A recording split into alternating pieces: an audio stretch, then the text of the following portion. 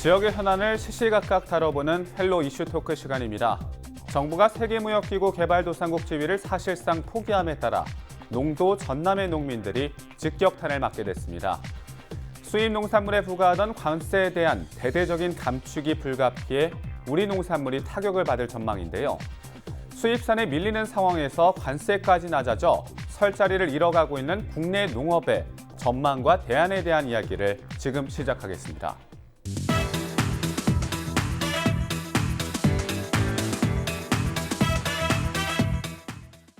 WTO 내 농업개발도상국 지위 포기가 현재 우리나라에서 큰 이슈가 되고 있습니다. 자, 이 문수한 본격적인 대화에 앞서서 이 우리나라가 개도국 지위를 포기하게 된 배경과 이게 어떤 의미를 담고 있는지 한번 질문을 드려보고 싶어요. 먼저 이무진 정책위원장께서 말씀해 주시죠. 이번 개도국 지위 포기는 기본적으로 트럼프 미국 대통령의 압력에 의해서 스스로 국가가 통상주권을 포기한 결과다라고 생각을 하고 있고요.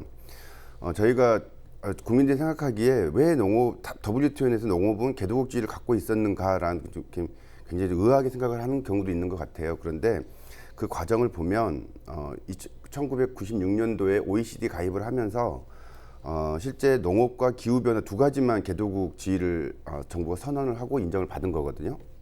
그리고 개도국지위는 어떤 WTO 내에 기준이 있어서 그 기준이 넘어가면 개도국지위를 포기하거나 이런 기준이 있는 게 아니라 그 국가가 선언을 하는 거예요. 선언 방식으로 하는 거기 때문에 25년 동안 아무런 논의조차 하지 않다가 트럼프 대통령이 트윗으로 한국 같은 나라가 어떻게 개도국지위를 아직도 유지하고 있느냐라는 말 한마디에 농민들이나 이런 피해 당사자가 뻔히 눈에 보이면서도 협의 한번 하지 않고 두세 달 만에 지위를 포기했다. 이것은 실제 저희가 보기에는 좀 농업에 있어서 4대 통상외교에 정점을 찍었다.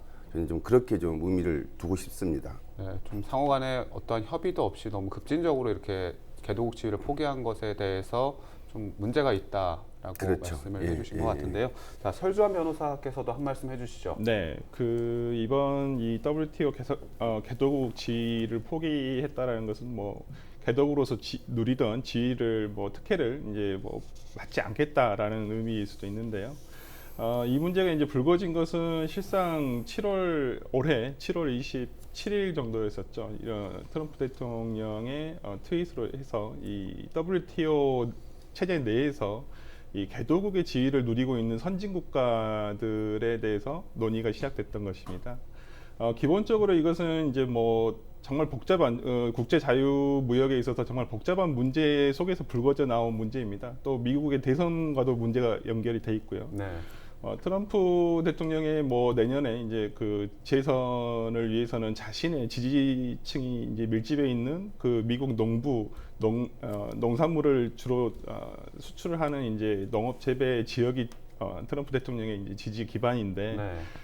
그런 농산물을 수출을 해야 되는데 아시다시피 올해 초부터 중국과 계속 그 농산물 협상이 있었지 않았습니까? 근데 이제 그 농산물 협상 과정에서 어찌 보면 우리나라가 유탄을 맞은 거라고 볼 수도 있죠. 이 부분에 대해서. 그렇기 때문에 올해 7월 달에 이 문제를 트윗을 통해서 트럼프가 제기를 했었고 90일 내에 이 문제가 시정되지 않으면 미국 독자적으로라도 이 개도국의 지위를 박탈하겠다라고 해가지고 얼마 전 10월 이제 90일 거의 다 돼가는 시점에서 이제 10월 20일 경에 이제 우리나라 정부에서 개도국 지위를 이제 포기하겠다라고 해서 이제 지금 이 문제가 불거진 것 같습니다. 지금 그 90일이 지난 이후에 아직까지 구체적으로 농업 협상과 관련해 가지고는 진척된 내용은 없습니다. 이제 그 당시에 트럼프 대통령께서 이제 그 부분에 대해서 얘기를 하고 또 우리나라 정부가 3개월의 시한을 줬었는데 그동안 조금 논의는 있었겠습니다만은 이제 농민 단체라든지 농민들과의 어떤 충분한 대화가 없는 과정에서 이러한 좀 어떤 전략적인 결정에 따라서 이제는 개도국 지위를 더 이상 유지하는 것이 힘들다라고 봐서 네. 이런 결정이 난 것 같습니다. 또 이 WTO 개도국 지위 포기가 단순히 생산자인 농민의 입장뿐만 아니라 또 소비자인 또 이런 국민들의 입장에서도 여러 가지 또 영향을 받을 수가 있을 것 같아요. 이 부분은 좀 어떻게 보시나요? 저희가 농민들이 계속 올해 이제 중요한 농업계 이슈 중에 하나가 농민수당이라는 들어보셨을 텐데요. 그것이 뭐냐면 농민들이 창출하고 생산해내는 가치에 대해서 보존을 좀 받아야 되겠다. 그러면서 농업을 보호 육성하자라는 그런 의미였는데 정부가 지금 공식적으로 추정을 하는 것은 최대 68조까지 농업이 가치를 생산하고 있다라고 정부 추정을 하고 있거든요. 근데 이제 이렇게 관세가 무너지면서 경쟁력이 떨어지게 되면 근본적으로 농업은 지속 가능성이 사라지는 거잖아요. 그렇게 되면 이런 가치를 그러니까 생산하는 농민도 문제가 있을 수 있지만 그 가치를 소비하는 국민들에게도 실제 68조라는 가치 자체를 소비할 수 없기 때문에 나올 수 있는 간접적인 피해가 많이 있을 거라 생각이 들고요. 예를 들어서 지금 현재 밀 자급률이 한 1% 정도 돼요. 밀을 3%까지 올리겠다라고 전 정부에서 시도했는데 밀 파동이 일어났어요. 우리나라 밀 자체가. 근데 이 밀은 잘 아시다시피 이 자급이 1%밖에 안 돼. 99% 정도는 수입을 해서 먹는데 운송 기간이 최대 뭐 6개월, 길게는 뭐 이렇게 되다 보니까 방부제나 여러 가지 농약들을 사용을 하게 될 수밖에 없고 특히 이제 생산 과정에서 대규모 농사를 짓기 때문에 마를 때까지 기다리는 게 아니라 인위적으로 그것을 말려 죽이는 그 제초제를 미리 살포를 하거든요. 네. 그런 것 때문에 실제 그 국민 먹거리에 대한 건강성이나 이런 것들을 확인할 수가 없는데 이제 외국 농산물이 무분별하게 들어오거나 우리 농산물이 좋은 걸 알지만 가격 차이가 나면 외국 농산물 먹을 수밖에 없는 그렇죠. 건데 그랬을 때 국민들이 받을 수 있는 피해 이런 것들은 좀 심각하게 발생할 수 있다 생각이 들고요. 현재 지금 저희 자급률이 21%밖에 안 돼요. 그렇게 됐을 때 만약에 이 자급률 20% 이하로 떨어져 버렸을 때 국민들이 받을 수 있는 이 피해는 생각한 것보다는 더 많을 것이다 이렇게 판단하고 있습니다. 네. 자, 설주환 변호사께서는 어떻게 보시나요? 네, 저도 뭐 소비자의 한 사람으로서 어떤 지금 뭐 현재도 우리가 재래시장이라든지 아니 마트를 가면 그 뭐 식품이라든지 이런 것들이 되게 수입 농업 수산물들이 굉장히 많죠. 그러니까 근데 뭐 지금 당장 예를 들어서 우리나라에 예를 들어서 뭐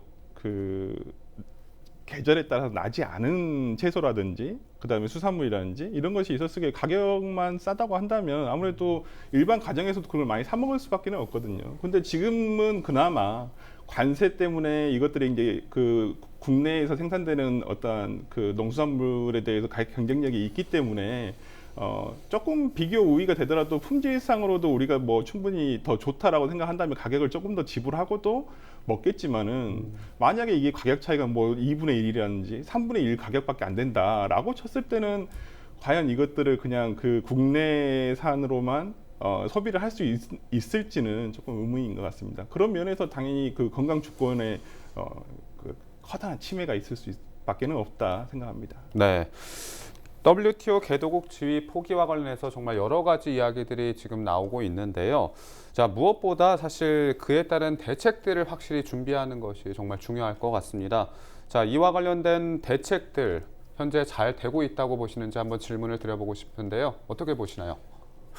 좀 새로운 게 하나도 없어요. 정부가 아까도 얘기했지만 90일 동안, 그러니까 3개월 동안 어떤 논의를 했는지 모르겠지만 농민들과는 이런 방구가 없었고요. 마지막에 결론을 내리면서 이제 그냥 보여주기 식으로 하려고 했다. 그것도 반발이 있어서 아무것도 뭐 협의가 안 됐고 그러면서 일단 정부가 내놓은 공익청 직불제 조속 도입, 그리고 청년 후계농 육성 뭐 제도 도입, 그리고 농지은행 사업 확대, 그리고 뭐 채석가격류 안정제를 뭐 지속도 확대해 나가겠다 이렇게 대책을 발표를 했는데 실제 이것은 WTO 개도국 지위를 포기하면서 나올 피해에 대한 대책이 아니라요.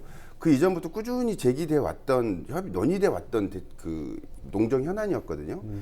그리고 이제 대표적으로 얘기하고 있는 공익청 직불금 같은 경우도 실제 정부가 애초에는 이 농업 보조금을 직불금 형태로 변화시키고 농업에서 지급하고 있는 보조금을 50% 이상을 직불금 형태로 바꾸겠다. 그래서 공익청 직불금을 도입하겠다 그랬었는데 이것이 그 정부 안에서 논의가 진행되면서 실상 완전히 변질돼 버렸어요. 공익청 직불금을 할 수가 없는 겁니다. 이거 저희가 판단하기에는 단순히 변동형 직불금을 없애서 쌀 소득안정 제도만 없애는 것이 목표이지 실제 현재 진행되고 있는 직불제와 다를 게 하나도 없는 거라고 저희는 그 계약이라고 얘기를 하고 있는데 요것을 하겠다라고 지금 다시 제일 크게 지금 제안을 하고 있는 거고요.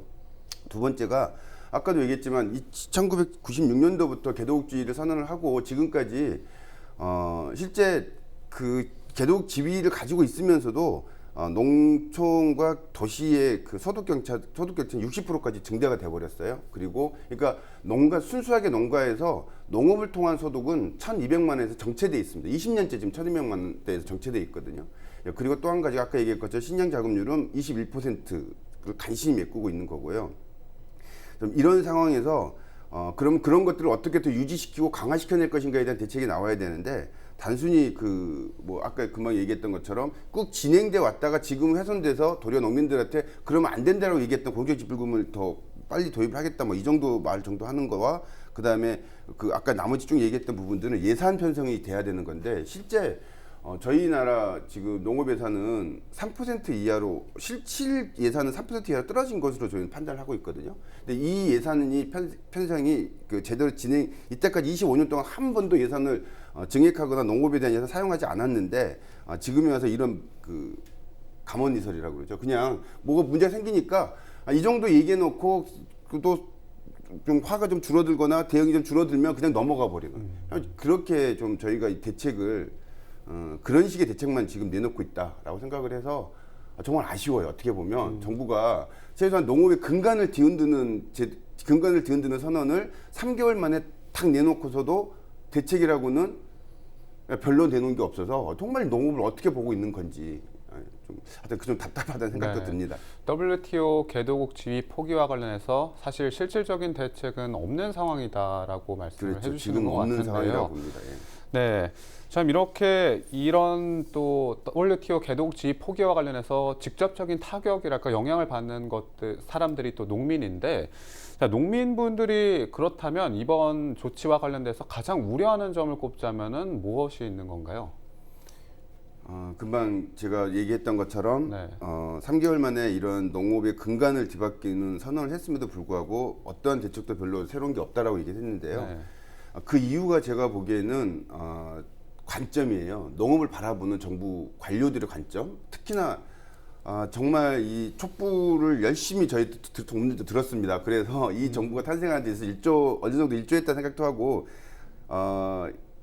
기대도 굉장히 많이 했어요. 그 사실인데 실상 농업을 바라보는 대통령의 관점이 너무 미약하다라는 생각이 들어서 실망감이 지금 굉장히 농민들 크고 있거든요. 이런 것처럼 지금 저희가 예전부터 주장했던 아까 우리 변호사님도 식량주권이라는 용어를 썼던 것 같은데 이 식량주권이라는 용어가 단순히 이제는 뭐 농민운동을 하고는 운동권들이 이렇게 사용하는 용어가 아니라요.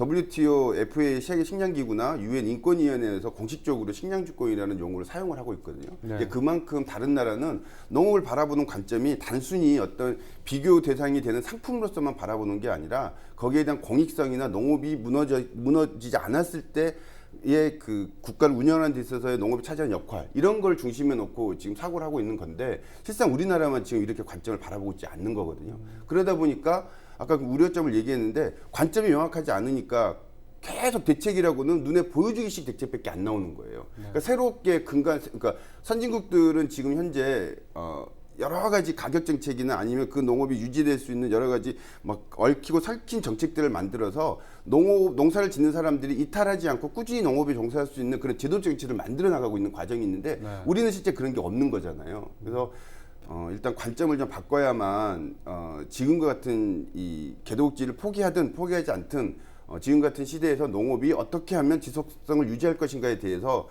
정부가 대책을 내놓을 수 있을 것이다. 이렇게 생각을 하고 있습니다. 네, 우리 사회에서 농업에 대한 명확한 어떤 발전 방안에 대한 좀 관점이 부족하다. 네, 그렇게 말씀을 예, 해주셨는데요.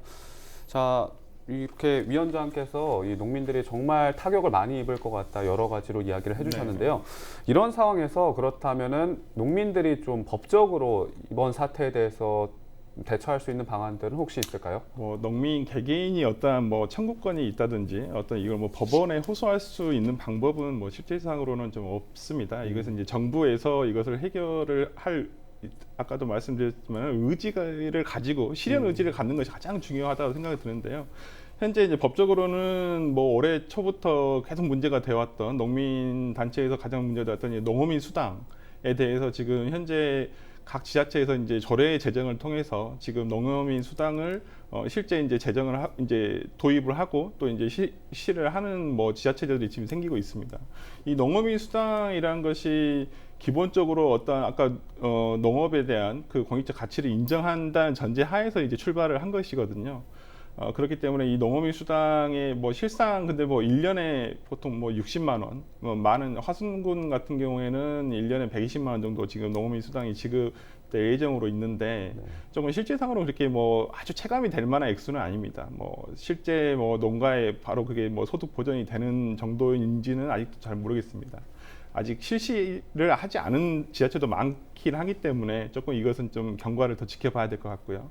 어저께인가 엊그저께인가 보니까 이제 경기도에서는 이 농어민 수당에서 더 발전한 농어민 기본소득제를 도입을 해서 농어민 1인에게 이 뭐 수당과 같은 기본 소득을 보전을 해주겠다라고 해서 지금 경기도에서는 지금 이런 조례 제정을 통해서 기본 소득제로 지금 가고 있거든요.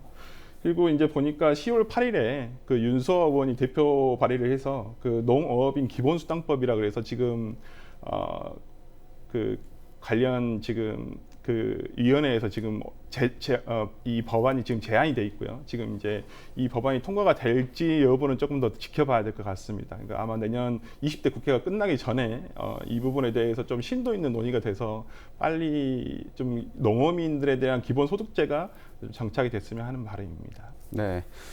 자, 오늘 다양한 이야기들을 나눠봤는데요. 끝으로 이번 개발도상국 지위 포기와 관련해서 앞으로 어떤 과제들이 있다고 보시는지 한번 여쭤보고 싶어요. 우선 이 위원장께서 말씀해 주시죠. 네, 굉장히 많은 것들이 좀 과제가 남아있다는 생각은 드는데, 아까 우리 변호사님이 좀 얘기해 주셨듯이 트럼프가 과연 지금 왜 이렇게, 그러니까 굳이 한국에게 농업과 관련해서 얘기할 아무 이유가 없었거든요. 그럼에도 불구하고 트럼프가 트럼프 트윗을 통해서 한국을 건드렸어요. 농업과 관련해서. 왜 그랬을까? 그리고 이제 중국도 마찬가지고. 그리고 중국과 무역 경쟁을 진행하면서 실제로 트럼프는 미국 농업을 위해서 관세와 자기의 농산물을 중국에 판매하는 것을 맞바꾸고 있거든요. 지금 과정을 보면 계속 그런 과정이에요. 그리고 유럽도 자세히 들여다보면 유럽도 가격 정책이 됐든 뭐가 됐든지 간에 WTO 그 농업을 개방해 놓고도 실제 그 농업을 지키고 보호하기 위한 여러 가지 제도나 장치들을 마련해 가는 과정들이 지금 현재 농업 선진국이라고 하는 나라들이 보이고 있는 모습이거든요.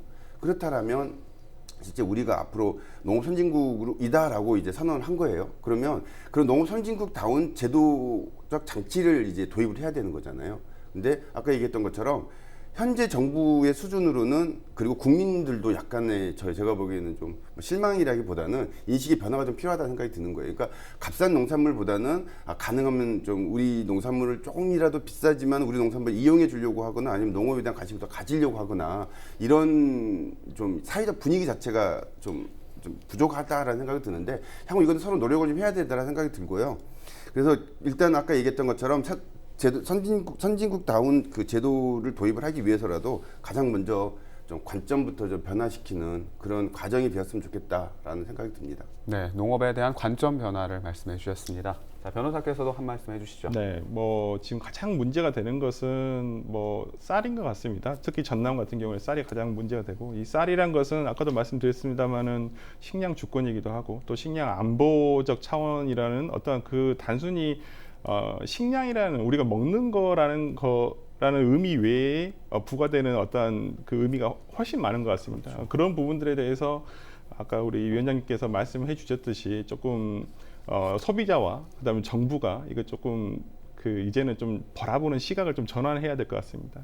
네, 단순히 농작물을 또 생산하고 소비하는 그런 관점에서 보는 농업이 아닌 이 국민들을 위한 농업의 관점 변화가 좀 이루어지길 기대해 보겠습니다. 오늘 두 분 말씀 고맙습니다. 감사합니다.